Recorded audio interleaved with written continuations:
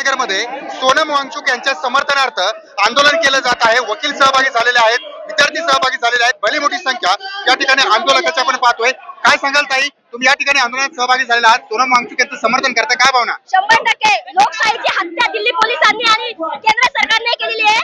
आपण पांढरा कपडा हा मेलेल्या माणसाच्या कफनसाठी वापरतो, परंतु पांढऱ्या कपड्याखाली लोकशाहीची उघड्या हत्या या केंद्र सरकारने केली। पांढऱ्या कपड्यामध्ये सोनम वांगचुक यांना अशा प्रकारे चोरासारखं उचलून दिलं। मला वाटतं दिल्ली पोलिसांमध्ये भरती होण्याच्या आधी कदाचित दरोडेखोरी किंवा गुंडगिरी करत असतात, त्यामुळे त्यांनी दरोडेसारखं येऊन सोनम वांगचुक यांना पांढऱ्या शालीमध्ये त्यांना गुंडाळून दिला आणि याचा आम्ही सर्वप्रथम निषेध करतो।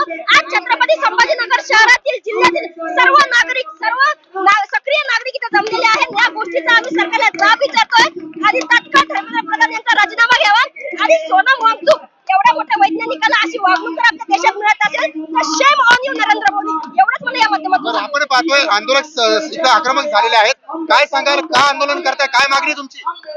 जे दिल्लीच्या जंतर मंतर मध्ये विद्यार्थ्यांचं जे हुकुमशाहीनं आंदोलन चिरडण्यात आलं त्याच्या समर्थनार्थ अभिजित दिपके आणि सोनम वांगचुक यांच्या आंदोलनाच्या समर्थनार्थ आज क्रांतीचौक छत्रपती संभाजीनगर येथे विद्यार्थ्यांच्या वतीने त्यांचा आवाज बुलंद करण्यासाठीचं हे आंदोलन आहे। त्याच्या आंदोलनाला बळ देण्यासाठीचं हे आंदोलन आहे।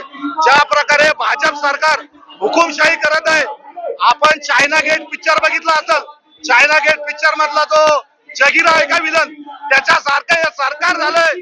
हमसे लढने की हिम्मत तो जुटा पाओगे मगर कमीना पण का से लाओगे। ही कमीना झालेली सरकार आज विद्यार्थ्यांचा आवाज दाबतीये, त्याच्या निषेधार्थ आम्ही आज या ठिकाणी मोठ्या प्रमाणात जमलो आहोत आणि मोठ्या प्रकारे विद्यार्थ्यांचा आवाज हा बुलंद करत आहोत। जय भीम। ज्याप्रमाणे त्या जंतर मंतर दिल्ली येथे संविधान जाळलं आणि काल परवाच जे लोकशाही पद्धतीने आंदोलन करत होते त्यांना हुकुमशाही पद्धतीने लपवून नेण्यात आलं। म्हणजे तुम्ही साध्य काय करताय या देशात? तुम्हाला साध्य काय करायचंय? संविधान जाळता, लोकशाही संपवता, म्हणजे तुम्हाला नेमकं करायचं काय, या देशात घडवायचं काय? म्हणून जोपर्यंत बाबासाहेब आंबेडकरांचं संविधान या देशात आहे तोपर्यंत हुकुमशाही चालणार नाही।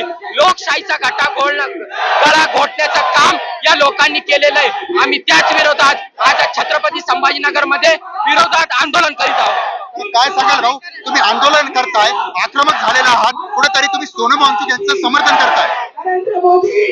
देशाचे पर्यावरणवादी जे नेते आहेत, शिक्षण सुधारक आहे सोनम वांगचुक यांनी प्राणांतिक उपोषण दिल्ली जंतर मंतर या ठिकाणी सुरू केलेलं आहे। सरकारचे जे लोक आहेत ते गेंड्याच्या चामडीचे आहेत। नरेंद्र मोदी असेल, त्यांचं मंत्रिमंडळ असेल, यांना या देशामध्ये लोकशाही संपुष्टात आणायची आहे।